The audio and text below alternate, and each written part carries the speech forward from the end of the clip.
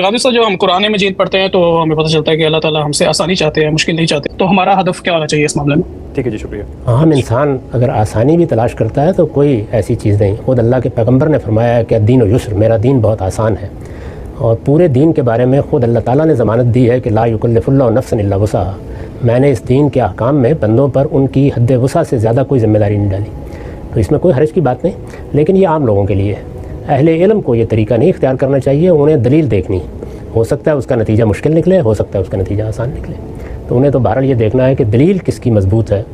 وہ اسی بنیاد پر فیصلہ کریں گے۔ جو آپ نے آسانی چاہتا ہے والی آیت پڑھی ہے، اس کا تعلق عبادات سے ہے، یعنی اللہ تعالیٰ عبادات کے معاملے میں چونکہ یہ انہی کا حق ہے، تو وہ کہتے ہیں کہ اس میں مشقت میں پسند نہیں کرتا، لہٰذا ذرا بھی مشقت ہو، مشقت سے مراد یہ نہیں کہ آپ کہیں کہ مجھے تو نماز پڑھنے میں مشقت ہے، یعنی اس میں جو غیر معتاد مشقت کہتے ہیں اس کو، عام معمول سے زیادہ مسئلہ ہو گیا،